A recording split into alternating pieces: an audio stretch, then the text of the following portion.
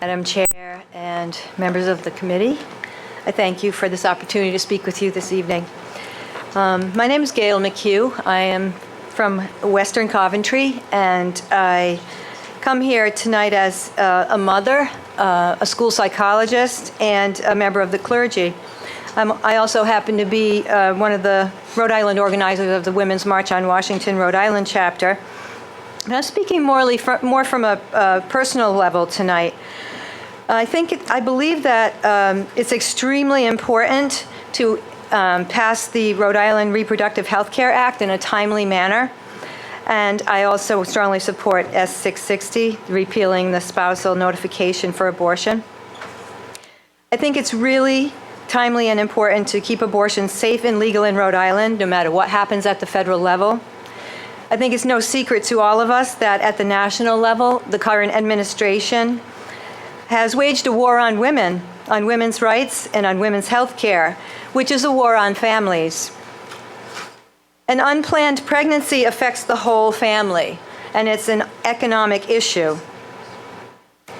If Roe v. Wade is overturned, as the current administration has promised, and we don't protect choice in Rhode Island, we're essentially forcing women to carry unplanned pregnancies to term, which will bring our state's economy down by forcing more families to live below the poverty level. So I've heard the anti-choice, pro-birther folks say that no one ever regrets having a child. But as a school psychologist, I deal every single day with children who are unwanted and uncared for. Those who would take away family planning rights have no compassion nor any plan to provide for these unplanned, unwanted children. They wind up living in substandard conditions or raised by their grandparents. So I've also heard the anti-choice people say that it's a religious issue. And I strongly believe in the separation of church and state. I believe our laws should not be based on anyone's religion. Our state constitution itself is based on freedom from religious tyranny. So I want to just talk a little bit about my personal story. My mother became a mother pre-Roe v. Wade. She was supposed to be the valedictorian of her high school class, but in the 1950s, she was forced out of school because she became pregnant by her boyfriend, my father, a very immature and young man, not much older than herself.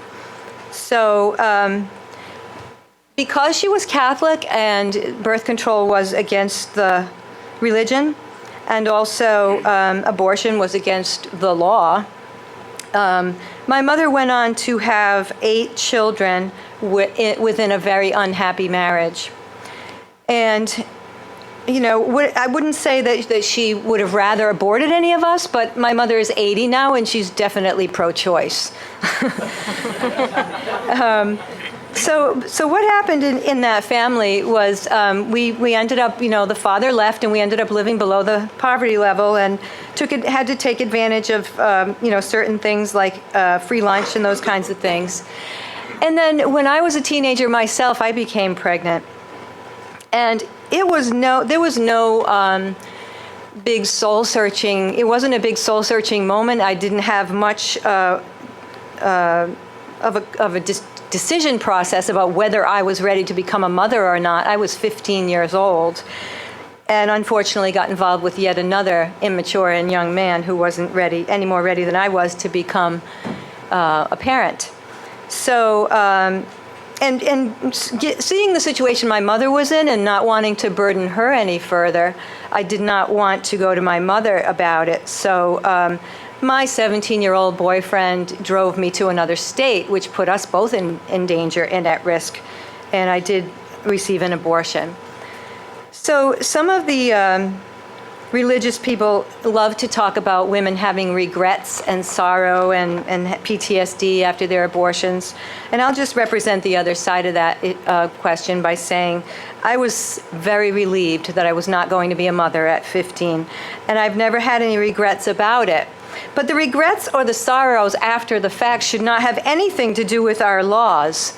You know, when I think about, and someone said earlier, we don't influence men's choices about their reproductive life with legislation. We do not force men to get counseling or tell their wives or whatever before they make choices reproductively. We don't outlaw vasectomy, even though men may regret it later and wish they had given themselves the chance to have another child. We don't require men to donate a kidney or donate blood from their bodies in order to keep another life alive. It's just not done. So, when I think about my mother and the situation that she was in because of the church and the state's restrictions on her life, I think I won't go back there. I've raised 2 daughters, 2 healthy, intelligent young women, and I want them to continue to have the right that I had to choose when and how and with whom and how many children to have in their lives. Women are autonomous and sovereign over their own bodies, and no one has the right to decide about another person's reproductive choices except him or herself. And as has already been stated, the majority of Rhode Island's voters support the Rhode Island Reproductive Health Care Act and a woman's right to choose. And so I'm here to implore you, urge you, please get this to the floor and vote yes on these 2 bills.